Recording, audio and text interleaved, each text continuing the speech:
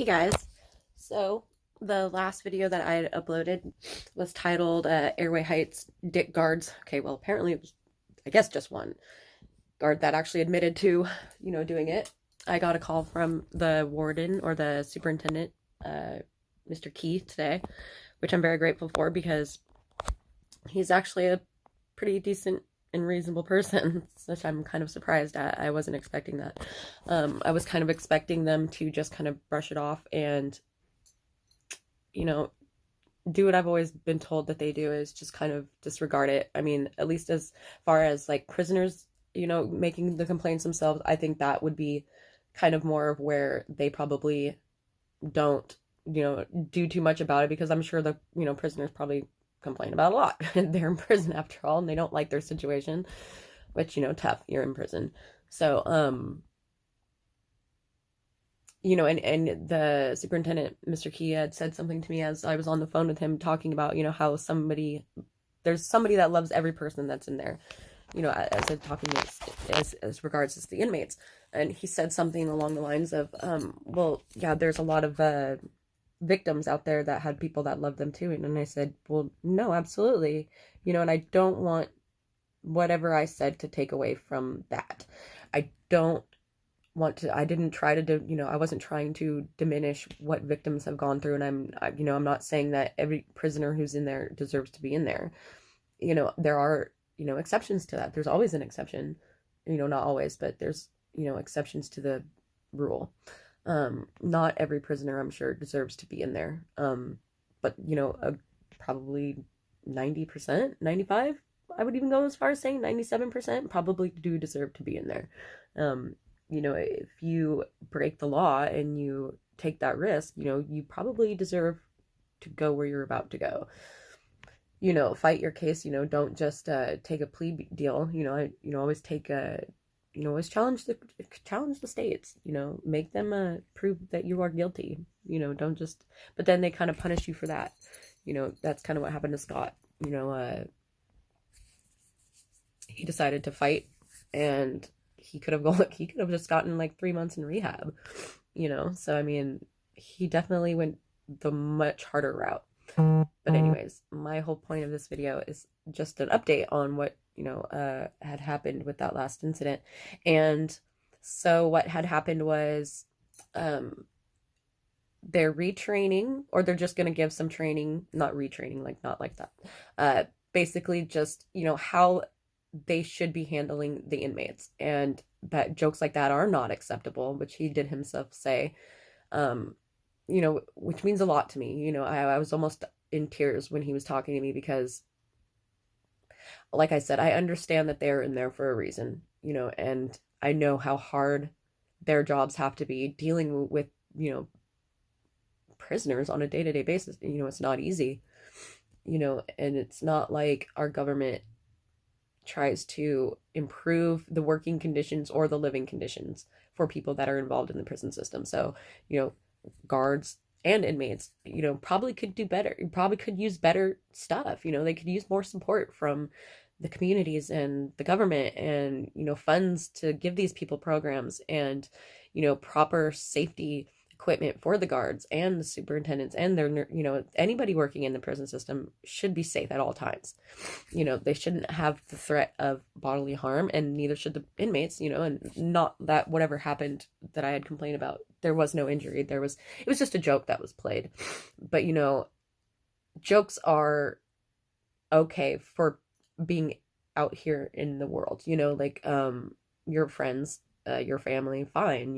If you want to play a trick on somebody, that's fine. Like, I love playing jokes on people, but when you are in that kind of assist area, when you're dealing with people who are pretty much on the verge of an emotional breakdown probably every day of their lives, because they realize where they're at, and it's not fun, and it is hard being away from your family, and it is hard being in prison. I've never been to prison, thank God, but I've had family members who have, and my fiance is in there right now, and I've had friends, and, you don't think about these things when it's not directly connected to your life. These people have to get up every single day and go to a job where they're dealing with these kind of people, and I'm sure it's hard, like, I don't want to diminish anything that they do, And I don't want to say that what they do is easy, because I'm certainly sure it is not. It is not got to be easy doing what they do. And, them just doing that for some kind of, comic relief or whatever, mental release, whatever, there's a time and a place. There's a time and a place for that kind of stuff. Like, you are a prison guard dealing with people who probably could snap, like at the littlest things. Why would you want to do that? Why would you want to put yourself, your fellow employers, employees at risk? Like, that is a risk. That is a risk that guard was willing to take. And I don't think that's appropriate. I really hope that he does start to take himself a little more seriously, and he takes his job a little more seriously, because there's no such thing as one bad person in a group. There's people are so susceptible and easily turned to do the wrong thing. Doing the wrong thing is easy. It really is. It's doing the wrong thing is easier, than a lot of the hard ways is the honest thing, and it's, and a lot of people, I'm sure, who got into the prison system and became prison guards, or, work for the state for the prison systems, probably have really good intentions, you know what I mean? Like, when they start. And I'm sure that carries on with a lot of them, and it's every day. It takes a special person, to not be worn down and worn by these kind of people. It's not easy. It's not easy, I'm sure,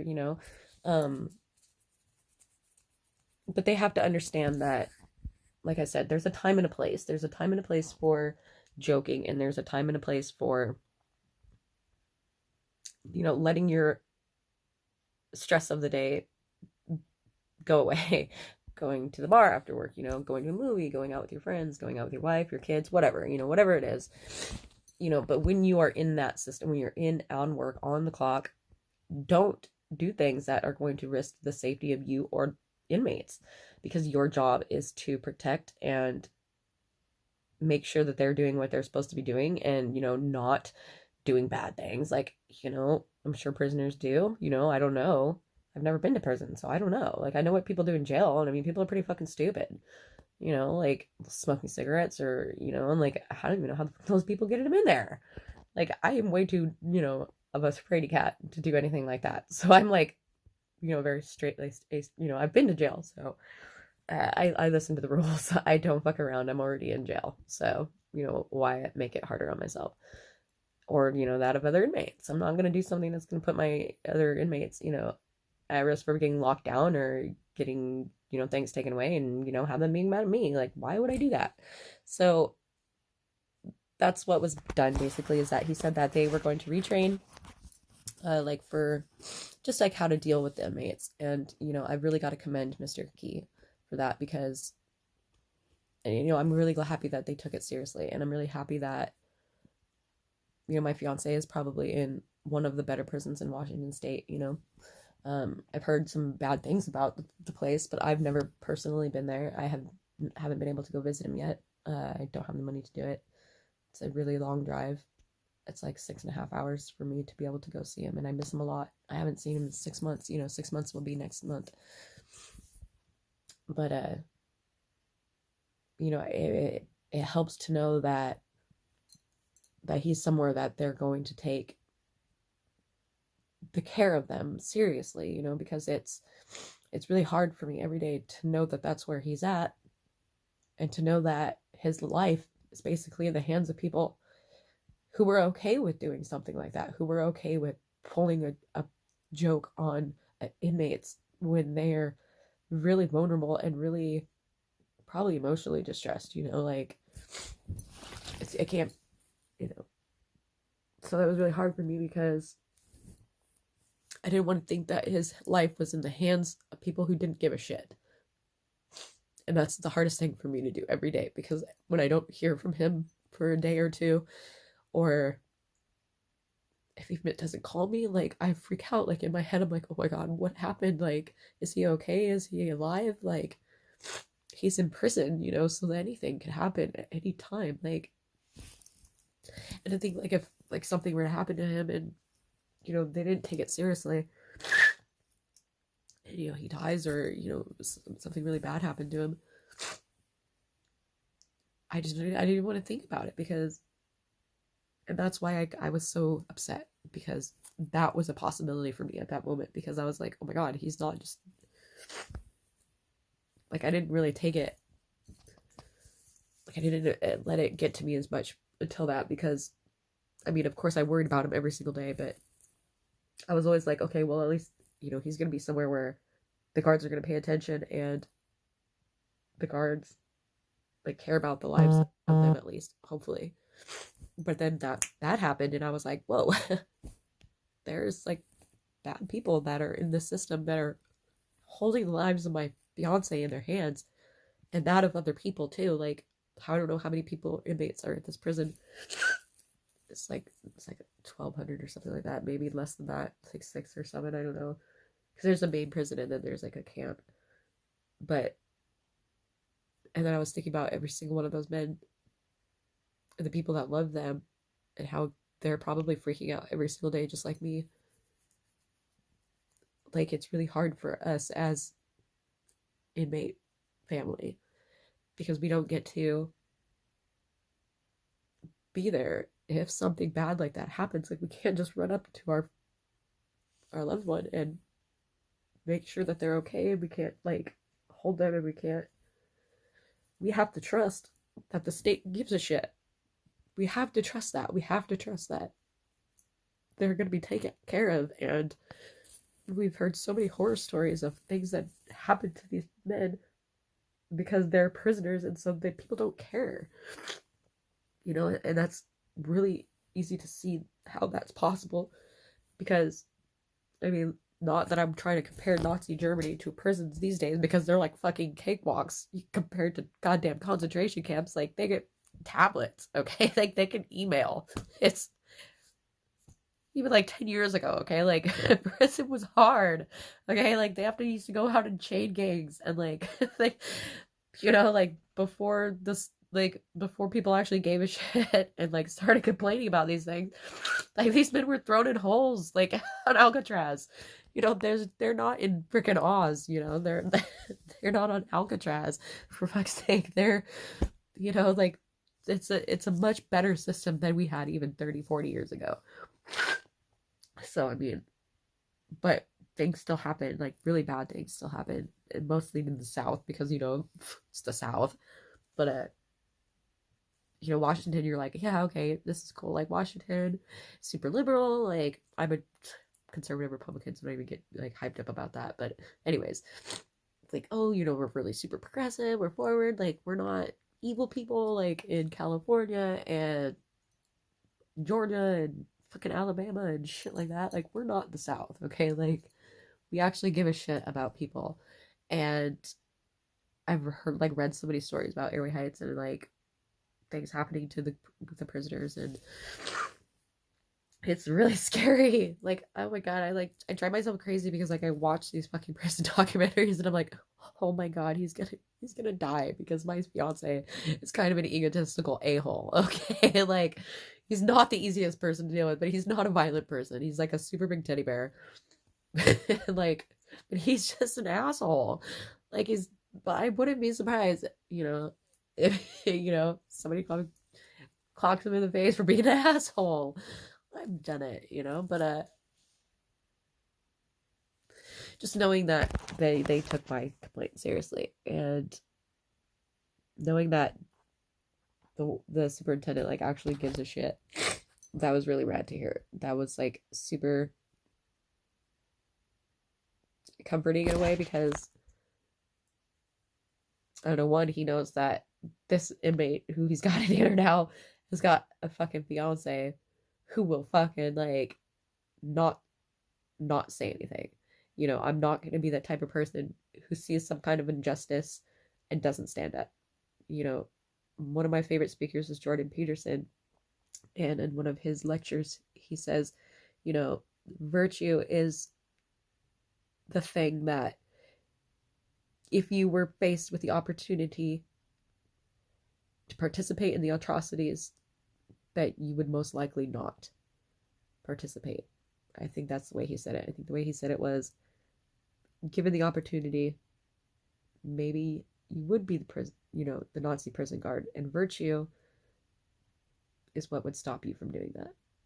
Virtue as in, just because somebody else is going along with it, that doesn't mean I have to. Like, a lot of the times back then, and like Nazi Germany, like, those people were killed for talking, and speaking out against Hitler or whoever. And I'm sure there's things in like that kind of system, like the prison system, like maybe some guards don't say something, and because you have to have that camaraderie and that trust with your fellow guards that they're gonna have your back if something bad were to happen, and you don't rat out your fucking teammates. That's kind of like the way it goes for any fucking system. It's not just the cops, it's not just lawyers and judges, it's everybody. I mean, even in salons, like, fuck, women look out after, like, you come in late, you're like, oh, no, don't worry, I won't say anything to the boss. It's kind of things like that, like, you guess you have to clock in or out or whatever, but or you go on your lunch break and you take an extra 5-10 minutes. Like, who cares? Like, you're not going to say anything.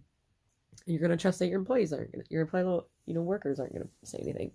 So, I can understand, like, maybe why, even if, I don't even know if, like, any of the other guards that were there, like, if they had seen that, it would have bothered them. But, maybe that's being desensitized, but we can't allow Nazi Germany to come back. Like, that's basically all it is. Like, we can't let, just because it's easier to do the wrong thing, we can't let that become the normal. We can't, because we are America because we believe in standing up for those rights. We believe in equality and justice and fair treatment, regardless of where you're at. We can't have faith in our system if we can't have faith in the systems that make up the system. We have to be strong with what's in here and not let what's in here and here stop us, because people are going to look at you as a snitch or whatever. I said something because it hurt my heart to think that those inmates were being treated like that. Like, I fucking hate bullies. I hate mean people. It's not nice. Like, it's okay to play a joke, like I said, but not in that kind of a situation. When you're at work, if you're, like, if it was just between the guards, like, if they were just playing a joke on the other guards, fine. You're not dealing with the inmates in that sense. Cool. You're not bringing people who are on the outside into it. Okay?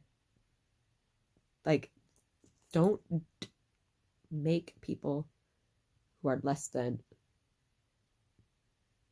what you think they are. You put yourself up here and you put people like prisoners down here. What's in here? What is in between? There shouldn't be any in between. There's no in between. We are all on the fucking same level. Whether you are rich or you're poor or you're fat or you're skinny or you're male or you're female or you're transgender or you're gay or bisexual or straight or a freaking cloud. Like, if you identify with a cloud on, man. Just don't block my scent, okay? Because I'm really white and I need a tan. But we are all on this level.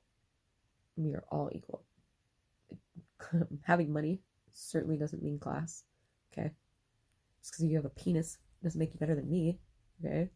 Yeah, I can't lift heavy things. And I don't do a lot of guy stuff great, okay? But I am not a linebacker, okay? My fiance likes that, okay? He likes that I'm a girl. Right? Like, just because there are different things that we do doesn't make us better or worse than anybody. Okay? So stop pretending it does. Start paying attention. Because one day, it probably will be, that has to deal with something like this. Or your family member, or your friends, or your work, people you work with, anybody. Don't you think it should matter? Because I certainly do.